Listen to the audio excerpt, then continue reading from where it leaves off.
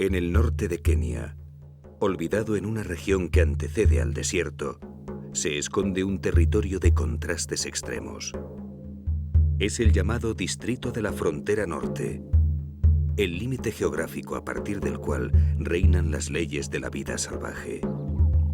Aquí, el hombre es un intruso, y son el agua, el viento y el sol quienes marcan las pautas de la supervivencia.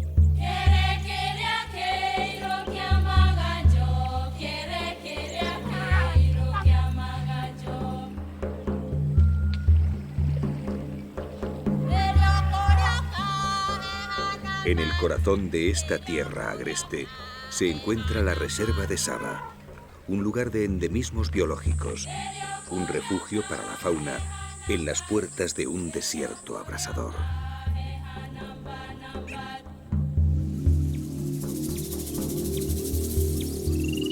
Saba es un lugar de extremos que pone a prueba la vida. Grandes sequías y tremendas inundaciones se suceden, convirtiendo las sabanas en un infierno que genera paraísos. Una tierra de contrastes donde los rigores más duros dan lugar a las manifestaciones más hermosas de la naturaleza.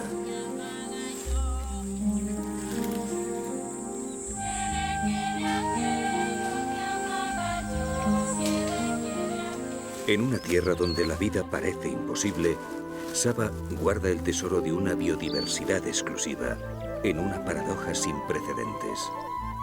Como si la dureza del medio fuera la causante de tanta riqueza. Como si la escasez fuera, en el fondo, la fuerza impulsora para el desarrollo de la vida.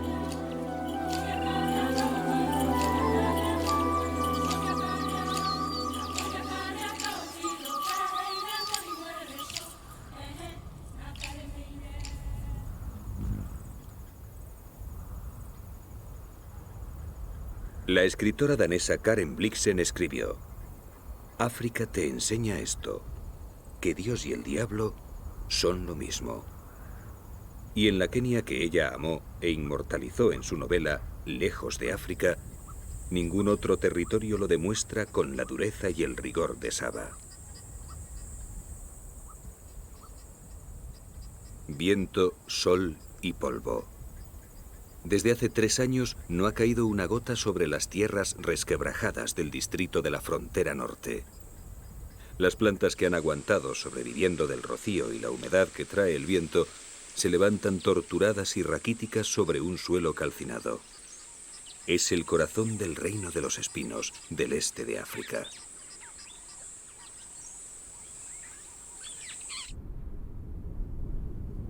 Los nativos llaman a esta región Njika, la región salvaje y solitaria.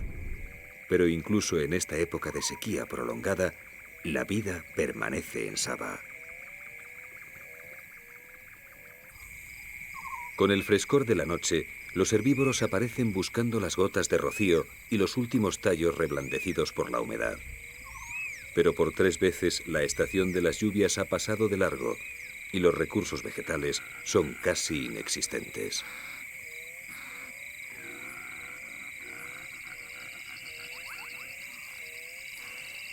La oscuridad también saca de sus escondites a los carnívoros.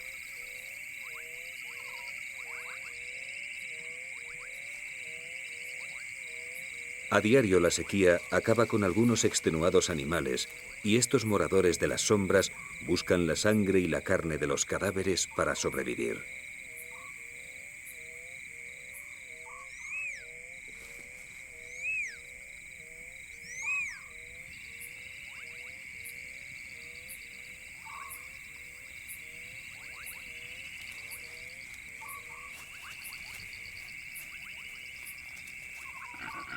Como reivindicación de su personalidad de contrastes, Saba ofrece una tregua durante las noches de su insoportable sequía. El cielo despejado se ilumina por millones de estrellas que se pierden en el infinito, y una belleza serena cubre la sabana torturada, convirtiéndola por un momento en un lugar de ensueño. Un espejismo en el corazón del reino de los espinos.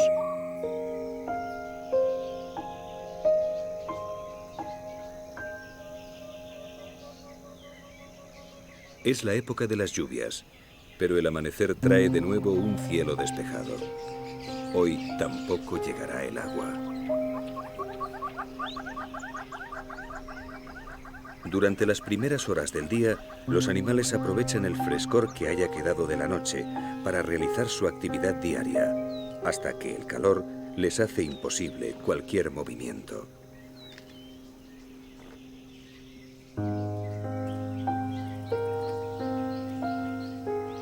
Este grupo de elefantes ha encontrado las últimas manchas verdes en las laderas de una colina kárstica, donde la roca caliza ha retenido el agua.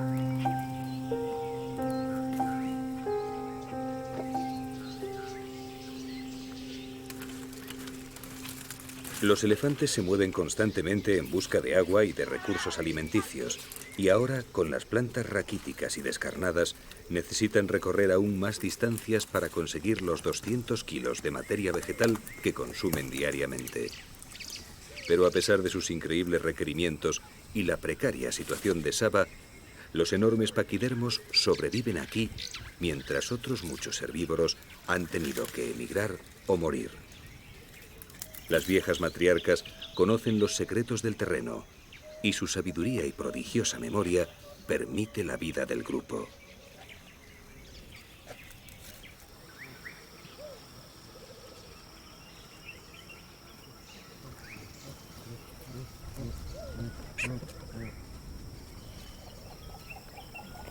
También entre los babuinos, la estructura familiar es la clave que les permite mantenerse en Saba, incluso en las peores épocas de sequía.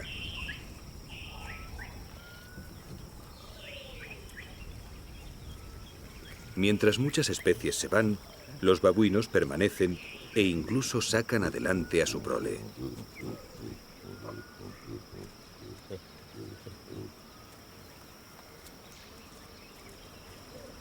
Su dieta es tan amplia que comen prácticamente de todo, y entre las hierbas secas, las piedras calcinadas y las cortezas de los árboles siempre se pueden encontrar bulbos, insectos, pequeños roedores o algún reptil de la sabana.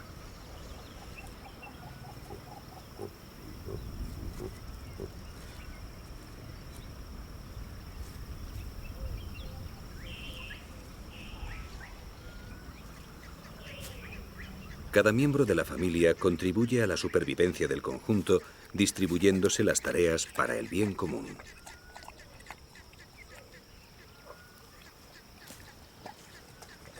Todos trabajan conjuntamente en la búsqueda de agua y alimento. Todos son conscientes de la delicada situación en la que se mueven. O casi todos.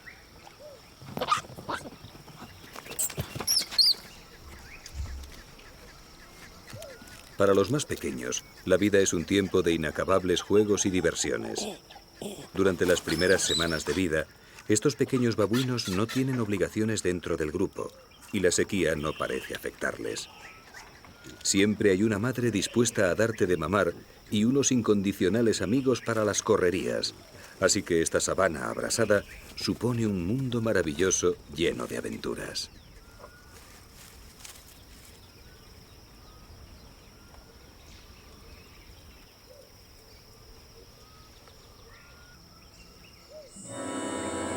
Día tras día, las nubes faltan a su cita.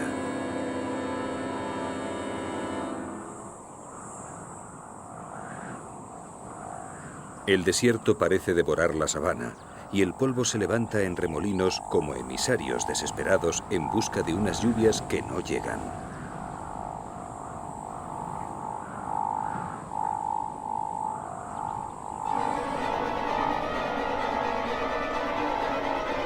En el cielo despejado, siniestras espirales delatan a la muerte. La enfermedad ha vencido a un elefante debilitado por la falta de agua y la precariedad de la dieta. Ahora su cuerpo es apenas un cuero abrasado. Los pliegues de su piel simulan montañas ajadas de un paisaje torturado por la sequía. Hasta los más poderosos sucumben bajo el poder del sol.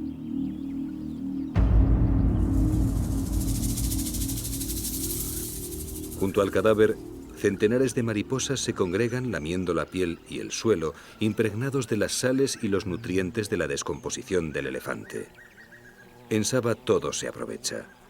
La muerte genera vida. El círculo se cierra. Y de nuevo Dios y el diablo se alternan y confunden.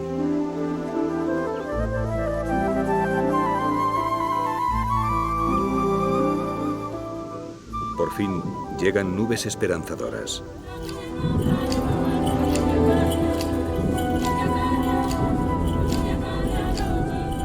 Grandes cúmulos se forman sobre la sabana reseca y con 3 años de retraso descargan por fin la lluvia.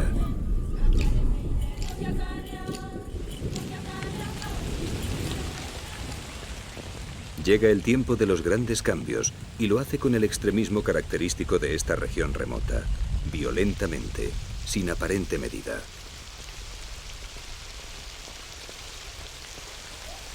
Las lluvias producen un milagro en esta frontera del desierto.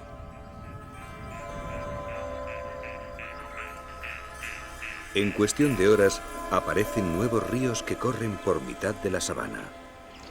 Es el milagro anual de las tierras del Distrito Norte, cursos fluviales efímeros cuyos cauces duran únicamente el tiempo de las lluvias, pero que dejan bajo el suelo las reservas de agua que mantendrán la vida el resto de la temporada.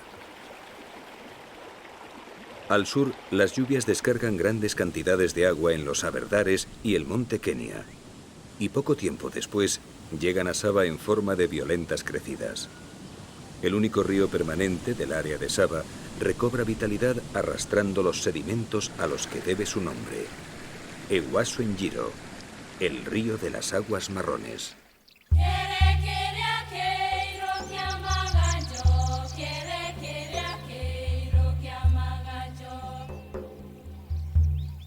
El verdor vuelve a las tierras de Saba. En pocos días se pasa del infierno al paraíso. Como los animales, las plantas que sobreviven a los rigores de esta región son verdaderas especialistas en resistir periodos prolongados de sequía. Y en cuanto reciben agua, reverdecen de inmediato, aprovechando al máximo el tiempo de abundancia. Ahora hay agua por todos lados. Impalas y monos tota lamen las hojas tiernas de las hierbas para obtener todo el agua que necesitan. Por unos días podrán evitar el riesgo que supone acercarse a beber en las orillas expuestas y despejadas de un río como el Ewaso Njiro, que además tiene cocodrilos.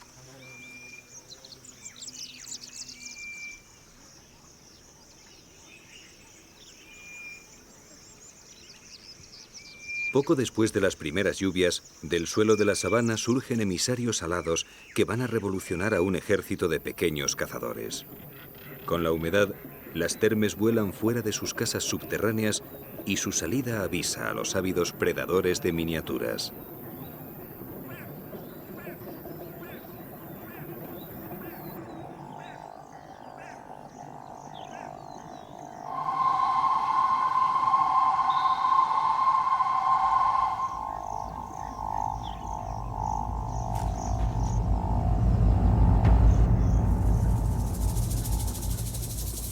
Para muchas aves, es una fuente de proteínas inestimable.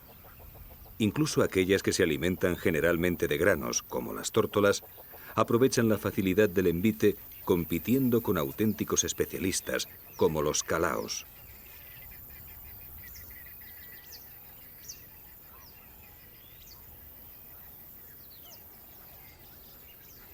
También los nectarínidos atrapan algunas termes a pesar de que su pico está diseñado para libar el néctar de las flores. Es tan estrecho que no puede tragarse las termes con alas, así que a diferencia de los calaos y otras aves menos especializadas, tienen que quitárselas antes de poder ingerirlas.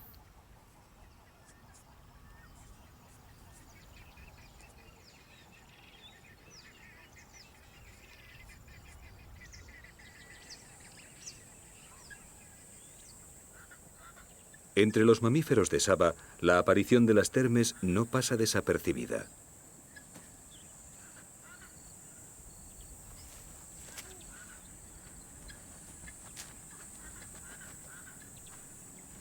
Las mangostas enanas, las más adaptadas a zonas áridas, se alimentan en gran parte de estos energéticos insectos, así que incluso cuando las termes dejan de salir al exterior para iniciar sus vuelos, estos pequeños cazadores, armados con poderosas garras excavadoras, se las componen para abrir huecos en sus casas fortificadas y darse un festín.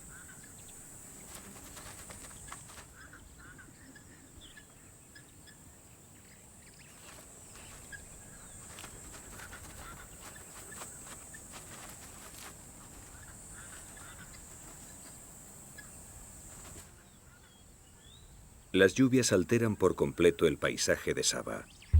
No solo reverdecen y multiplican las plantas, sino que las llanuras abrasadas, donde solo parecía moverse el viento, se llenan ahora de una fauna que apenas unos días antes aquí parecería imposible.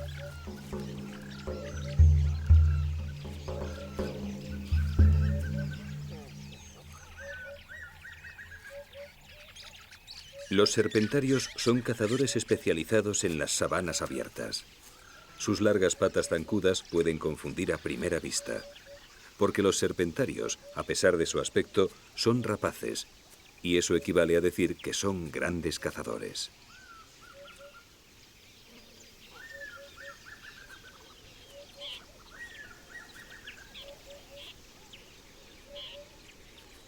La mayor parte del día lo pasarán así, andando de forma elegante mientras cazan en pareja. Atraído por los insectos que han surgido con las lluvias, un milano negro se apunta al festín. Los milanos son cazadores aéreos, y es desde el aire donde localizan y atacan a sus presas con una precisión mortal. Pero en tierra son torpes y parecen desvalidos en comparación con sus primos los serpentarios, cuya especialización les ha hecho maestros de la caza en el suelo.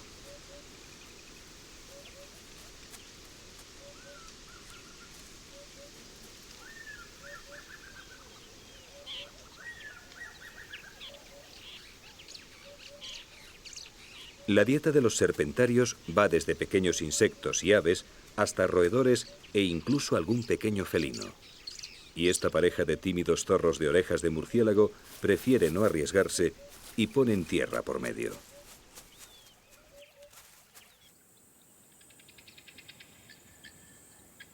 En Saba todas las especies animales están adaptadas al clima semidesértico. Nadie podría soportar los rigores del periodo de sequía con las escasas precipitaciones estacionales si no fueran verdaderos especialistas en supervivencia en climas áridos. Y entre las distintas gallinas de Guinea que se reparten el continente africano, ninguna resiste tanto la sequía como las vulturinas, precisamente la especie más abundante en Saba.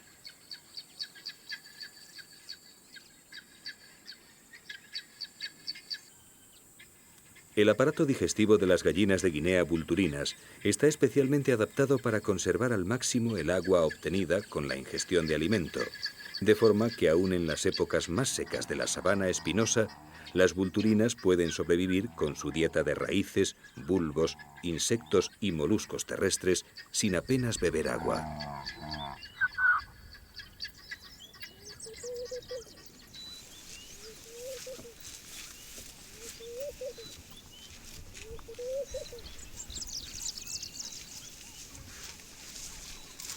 Entre las cebras de Saba también se encuentran las más adaptadas a climas áridos, las cebras de Grevi. Durante el periodo de bonanza que llega con las lluvias, Saba se llena de herbívoros. La cubierta vegetal sufre el acoso de los animales, pero el equilibrio se conserva gracias a las adaptaciones que cada uno de ellos ha desarrollado para intentar acceder a un estrato de la vegetación en el que tengan los mínimos competidores. Como las cebras de Grevi, algunos buscan los pastos más bajos al nivel del suelo.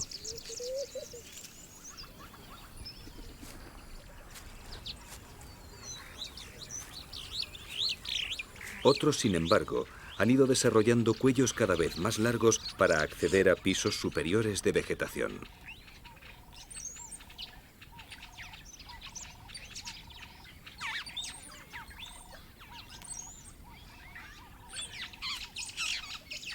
También entre los mamíferos se han alargado los cuellos. Este es el siguiente paso, un gerenuk, una palabra somalí que significa cuello de jirafa.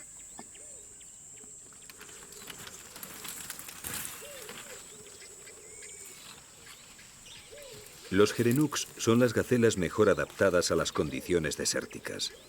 Los machos son los únicos que presentan cuernos y este, un adulto dominante al cargo de 7 hembras, aprovecha su ramoneo para marcar el territorio con sus abultadas glándulas faciales.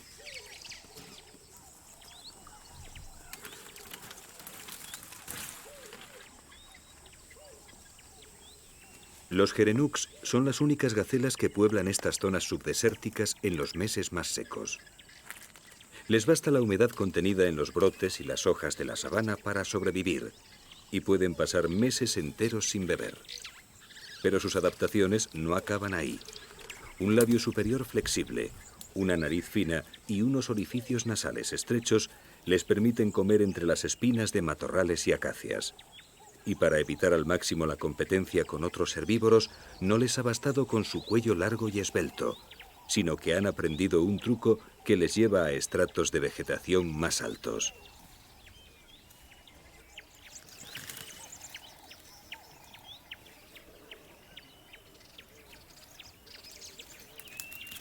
Solo los gerenuks se ponen de pie para acceder a las ramas por encima de los 2 metros de altura.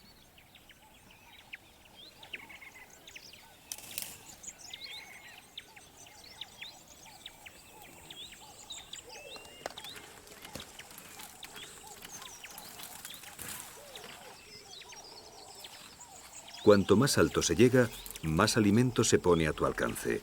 Y los gerenuks han llegado muy lejos en su carrera hacia las copas de los matorrales y árboles de saba. Pero en la sabana, hasta la altura de los gerenuks resulta insignificante ante el mamífero más alto del mundo.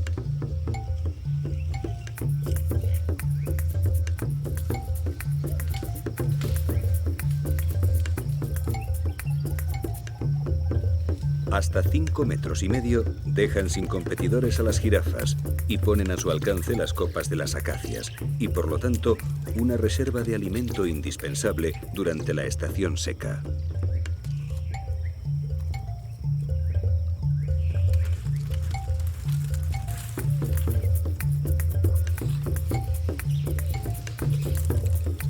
Entre las 8 subespecies de jirafa, el dibujo de las reticuladas las convierte en las más hermosas. Parece como si los rigores de esta sabana semidesértica del reino de los espinos diera lugar a las formas más espectaculares. Como si las pruebas de supervivencia que impone la aridez del medio tuvieran como premio la belleza. Las cebras de Grevi, las gallinas de Guinea vulturinas, las jirafas reticuladas, pieles y plumas incomparables surgidas de la sed de meses, el calor abrasador y la alimentación entre espinas. Y de nuevo Saba parece unir los extremos, como si la penuria generara la maravilla, como si los límites de la muerte fueran los creadores de la vida, como si Dios y el diablo fueran al final lo mismo.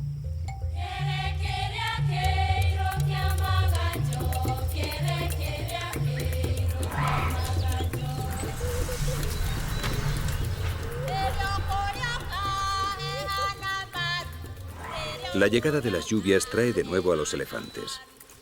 A sus 4 metros de altura le añaden la longitud de su trompa y la capacidad de levantarse sobre los cuartos traseros, de forma que ni las jirafas llegan tan alto en su búsqueda de alimento.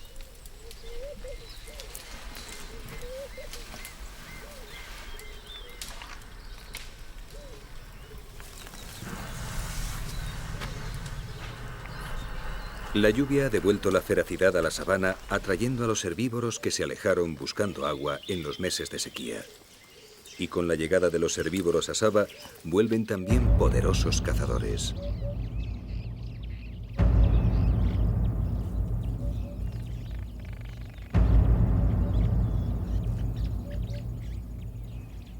Aunque el verdor ha refrescado el ambiente, las horas centrales del día siguen siendo muy calurosas.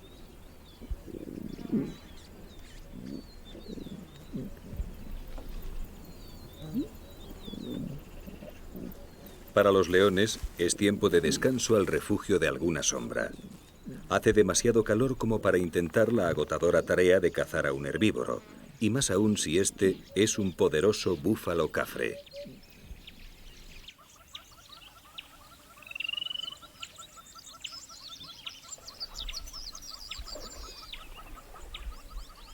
Los herbívoros saben que en las horas del mediodía hay pocas posibilidades de sufrir un ataque y se conforman con mantener a los felinos vigilados a favor del viento.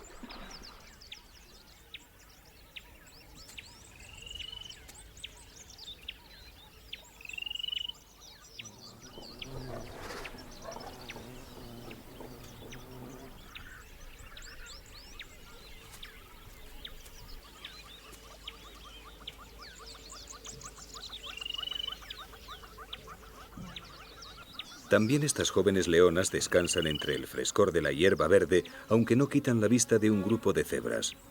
Si alguna da muestras de debilidad o está herida, las leonas atacarán sin dudarlo. Pero el grupo se mantiene en perfecto estado y los dibujos de sus cuerpos despistan a las cazadoras, desdibujando sus siluetas en un mare magno de rayas móviles.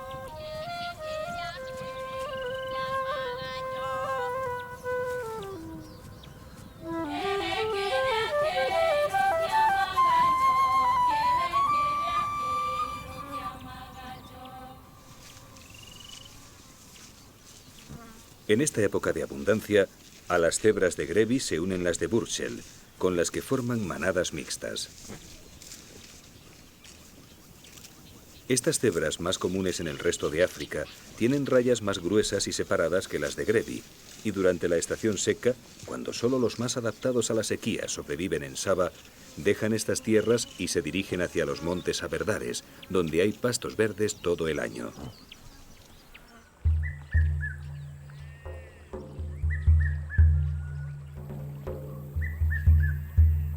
En esta época, cuando el clima ha cambiado y hay comida por todas partes, los animales se preparan para traer al mundo su descendencia. Y durante las semanas posteriores a las primeras lluvias, entre las especies se suceden el celo y los apareamientos.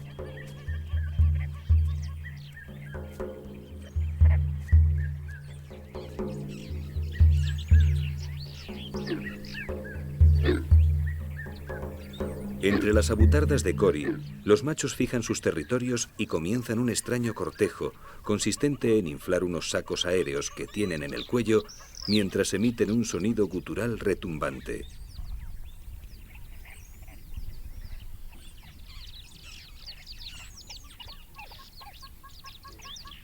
Sus cuellos hinchados y los sonidos sordos buscan llamar la atención y atraer a las hembras, mientras disuaden a otros machos que, como en este caso, pretenden apropiarse de un territorio que ya tiene dueño.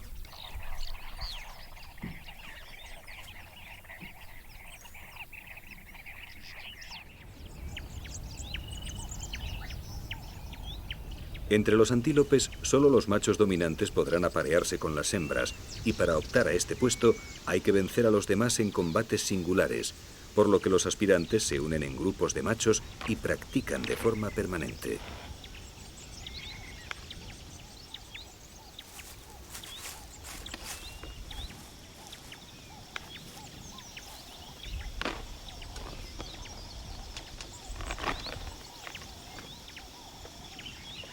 Estos no son verdaderos combates. Los jóvenes gacelas de Grant solo miden sus fuerzas y se mantienen en forma, esperando el momento en que se consideren capaces de retar al dueño de un harén.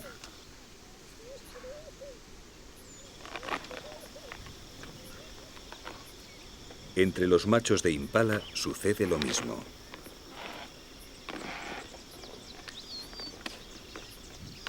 No lejos de donde practican los jóvenes, un impala dominante custodia su grupo de hembras. Hay un posible aspirante a su puesto en los alrededores, y es hora de dejar claro cuál es el macho más fuerte.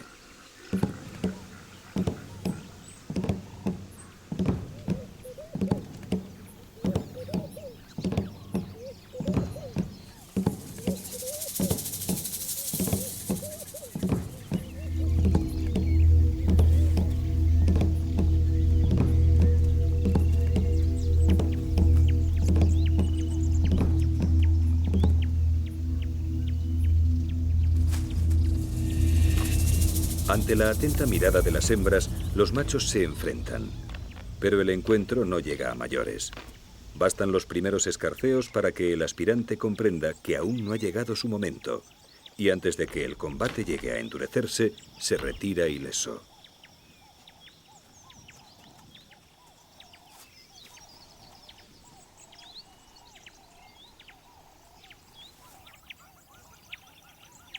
Entre los oryx, los grupos son mixtos y altamente jerarquizados. Los cuernos y la fuerza de estos antílopes hacen de sus combates ejercicios muy arriesgados en los que podrían causarse terribles heridas e incluso la muerte. Pero en los grupos de oryx, donde hay una marcada jerarquía de machos y hembras, el puesto se consigue por combates ritualizados en los que se miden las fuerzas, pero se evitan agresiones graves.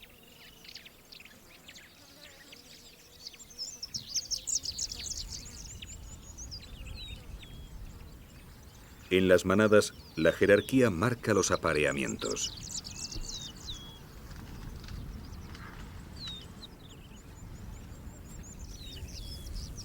Cada uno conoce el alcance de sus aspiraciones en función del rango que ocupan en el grupo, de forma que en una misma manada se pueden aparear diferentes parejas sin que se cree ningún conflicto entre ellas.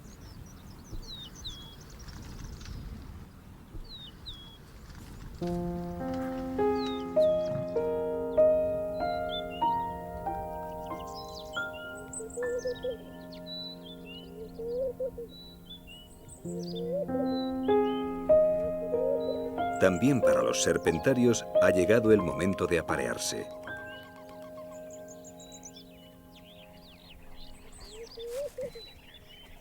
La misma pareja que buscaba insectos poco después de las primeras lluvias está ahora preparando su nido.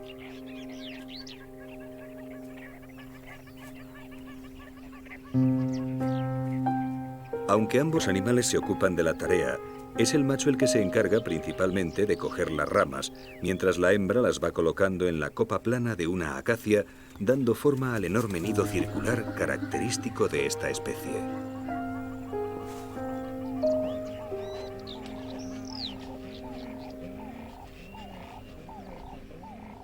Durante estos días, los serpentarios se mostrarán solícitos y cariñosos con su pareja, cortejándose en el suelo, en los vuelos y en el nido. Y poco después, de una forma que aún no han podido descubrir los ornitólogos, se aparearán antes de poner su escasa pero valiosa puesta de no más de 3 huevos.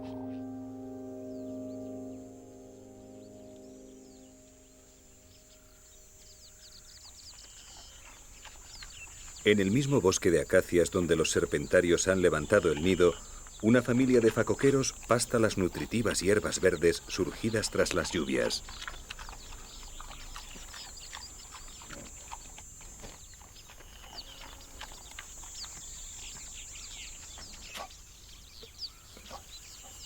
Los pequeños jabatos han venido al mundo pocos días antes, pero ya son todos expertos moradores de las sabanas.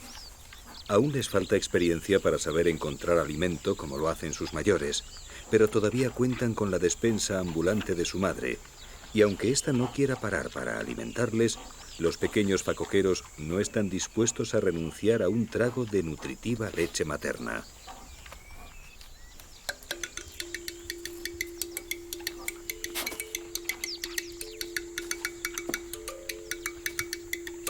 Su única misión durante estas primeras semanas será ejercitarse para adquirir la rapidez y la fuerza que les permitan huir de los cazadores.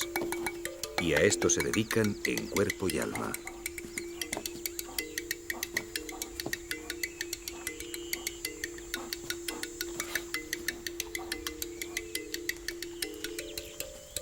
Combates de lucha libre o fútbol con la bosta de un elefante son parte del entrenamiento. Todo vale si sirve para hacerles más rápidos y más fuertes, porque la sabana no tardará en ponerles a prueba.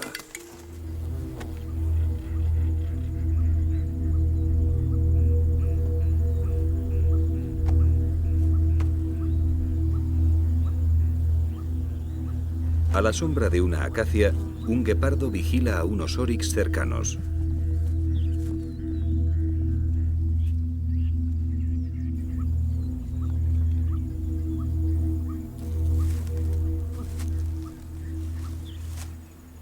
Los oryx son presas demasiado fuertes para él, pero en época de cría siempre puede encontrarse algún ternero de pocos días, y es a uno de ellos al que el guepardo está vigilando.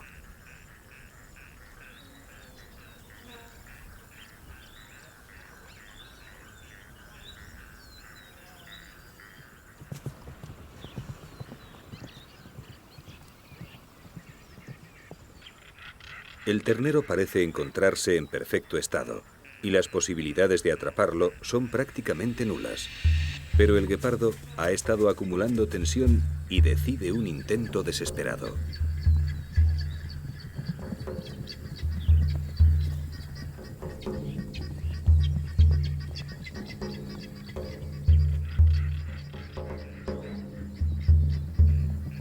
Los oryx se alejan sin demasiada prisa, con la confianza de su superioridad, pero sin exponer a sus crías a un riesgo innecesario.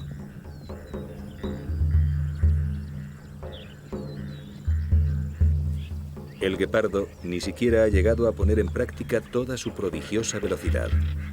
Hay muchos adultos en el grupo y sabe que en la defensa de su hijo, un oryx es capaz de matar incluso a un león. Así que abandona el intento y vuelve a su lento deambular en busca de presas más asequibles.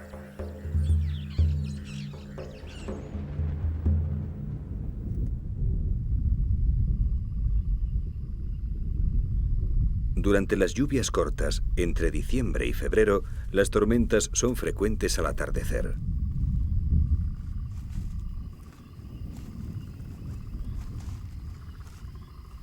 El clima se suaviza y el calor del día deja paso a un aire fresco y húmedo, una temperatura que esperan los grandes cazadores para entrar en actividad. El ocaso y la noche de Saba son de una belleza extraordinaria. Pero fiel a sus contrastes, son también las horas en que la muerte ronda la oscuridad.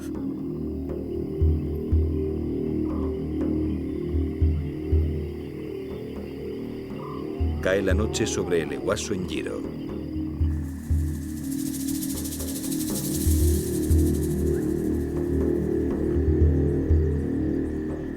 En las orillas oscuras, sombras alargadas salen del agua buscando el calor de la arena calentada durante las horas del día.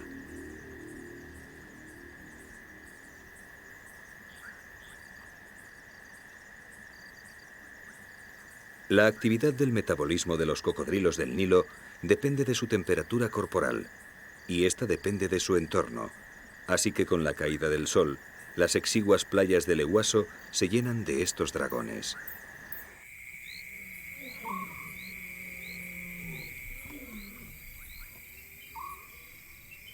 Para las leonas, la noche es una ventaja.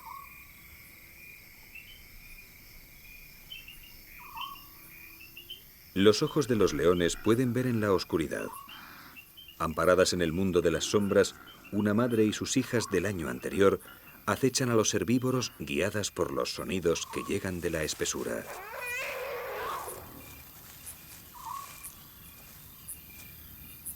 Esta noche no están de suerte.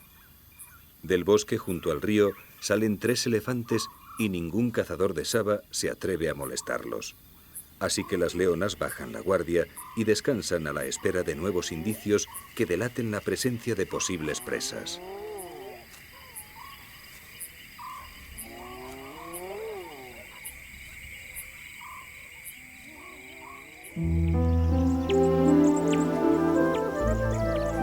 Las lluvias han dado su fruto. A mediados de enero, Saba se encuentra en su momento álgido. Hay vegetación abundante, agua por todos lados y centenares de animales que recorren la sabana aprovechando la abundancia.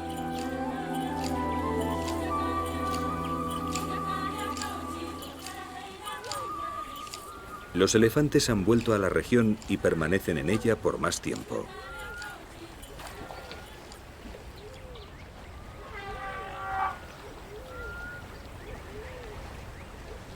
Distintos grupos matriarcales emparentados entre sí se unen junto al Ehuaso Njiro para disfrutar del final de la abstinencia.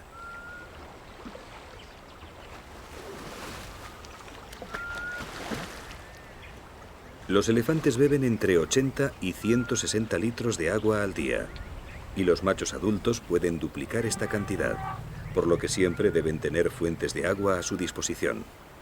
Las orillas del Eguaso en Giro, que ahora baja caudaloso y estable, congrega a diario a grandes manadas de paquidermos. Los adultos pueden beber y bañarse, y los más pequeños disfrutan de baños de barro protegidos por un bosque de patas colosales.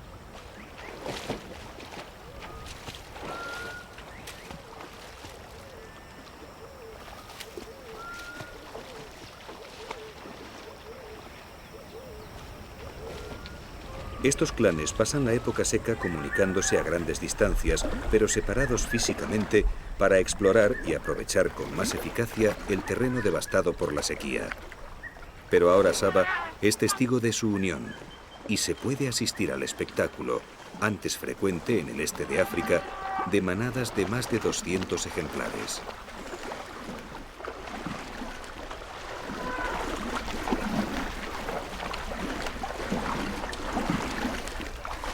Hoy la región que forman las reservas de Saba, Samburu y Buffalo Springs acogen las mayores manadas de elefantes del este de África. Y de nuevo se produce la paradoja, el milagro de la abundancia en el reino de la sequía.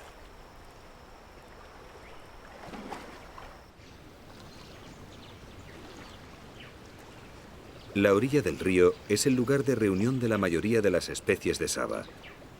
A lo largo del día, muchos de los animales de la sabana llegan aquí a beber. Y este es un momento delicado en el que uno se expone inevitablemente. Los grandes cocodrilos del Nilo han vuelto al agua con el calor del sol. En una de las orillas, unas cebras de Grevi sacian su sed y la aparición de un pequeño potro atrae a los grandes saurios.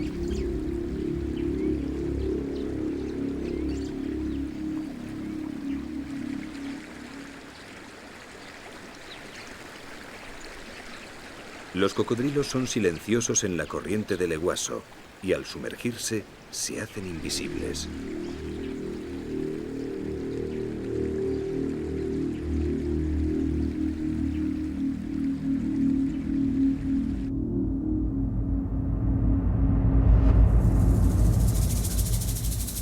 Pero las cebras están alerta permanentemente y la escasa profundidad del río juega a su favor. Solo la sorpresa de una emboscada puede darle una presa terrestre a los grandes cocodrilos del Eguaso en Giro.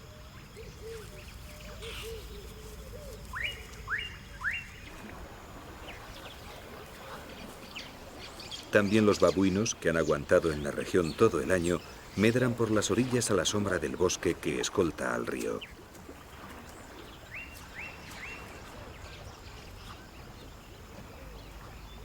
Los machos dominantes no bajan la guardia. También los cazadores saben que todas sus presas llegarán a beber tarde o temprano, y en el bosque galería son frecuentes las emboscadas.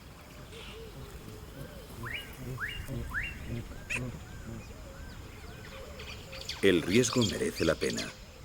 Pocos carnívoros se atreverían a meterse con una familia de babuinos, y las palmeras candelabro que crecen en las orillas del Eguaso están ahora cargadas de frutos. Así que mientras los grandes machos vigilan, los más jóvenes suben hasta las copas y lanzan la fruta madura al resto del grupo. Otra de las ventajas de vivir en familia.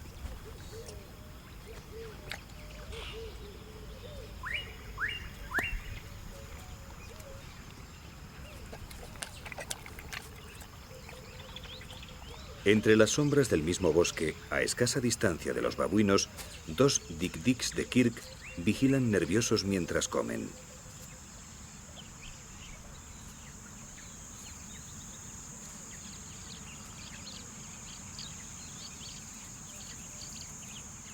Con 2 palmos de altura y alrededor de 5 kilos de peso, son los antílopes más pequeños de Saba, y hasta los grandes babuinos podrían matarles con facilidad, así que pastan nerviosos sin alejarse demasiado de los matorrales protectores. La desconfianza de los dik-diks está plenamente justificada, porque el bosque galería donde viven es el hábitat del más hermoso y esquivo cazador de Saba.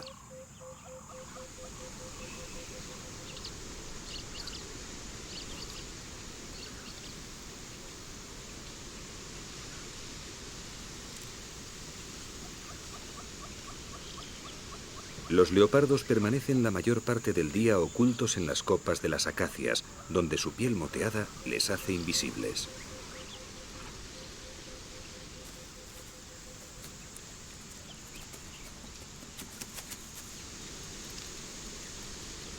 Pero al caer el sol, cuando las sombras se van apoderando de la sabana, bajan de las ramas para iniciar su ronda de caza.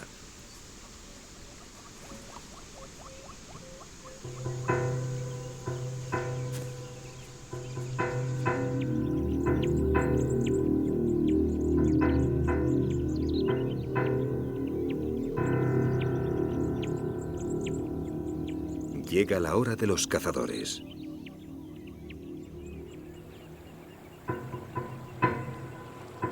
Los animales se retiran a sus refugios nocturnos.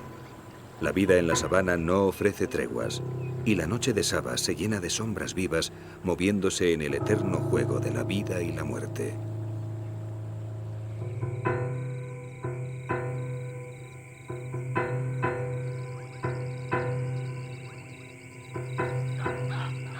Junto al río, bajo el tronco de una acacia caída, el leopardo escruta la noche en busca de presas.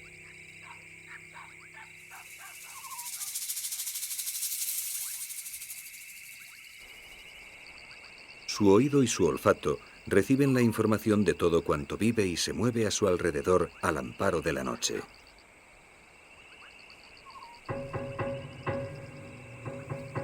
Otro leopardo surge de las sombras y la pareja continúa su ronda silenciosa.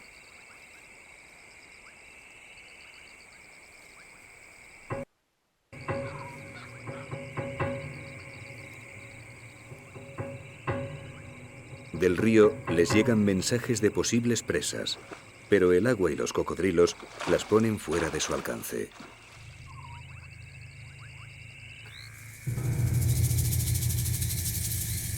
Entonces, el macho detecta un movimiento furtivo en un árbol junto al ehuaso en Giro y empieza la cacería.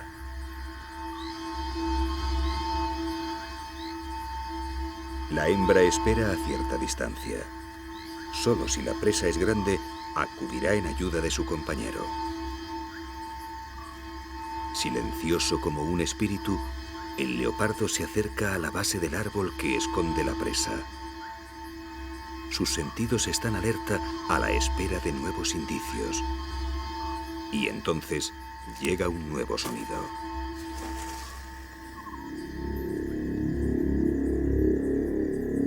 El leopardo sabe que hay algo vivo en el árbol y sabe que no tiene salida. Bajo las ramas hay un río lleno de amenazas y para llegar a tierra la presa tiene que descubrirse. Ahora solo es cuestión de tiempo y bajo la atenta vigilancia de su compañera, el cazador se prepara para el ataque.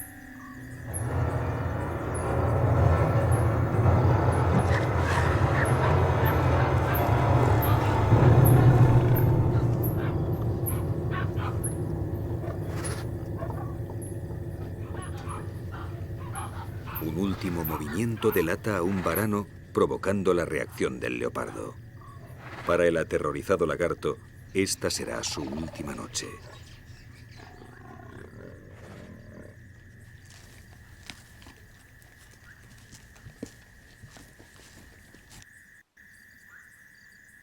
Bajo el árbol, la hembra espera decepcionada. La presa es pequeña y el macho no le dejará probar bocado. En el duro mundo de Saba no hay lugar para otras actitudes que no sean las de velar por la propia supervivencia. Tampoco la hembra le dejaría acercarse al macho si fuera esta la que hubiera cazado al varano.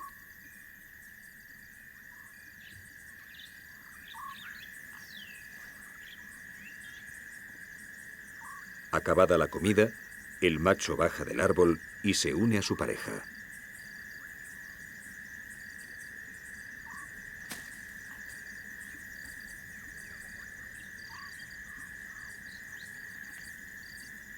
Y de nuevo dos sombras se funden con la noche, uniendo belleza y muerte bajo el cielo estrellado de Saba.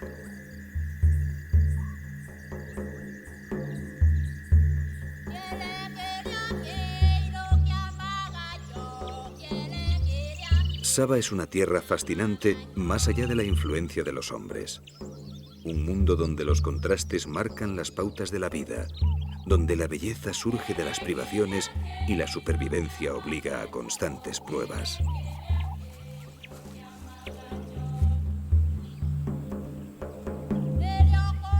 Y es precisamente la dureza de sus condiciones lo que convierte a esta tierra en un mundo aparte, un paraíso exclusivo para sus supervivientes. Con la vuelta de la estación seca, Saba regresa a su principio. Poco a poco vuelve la sequía.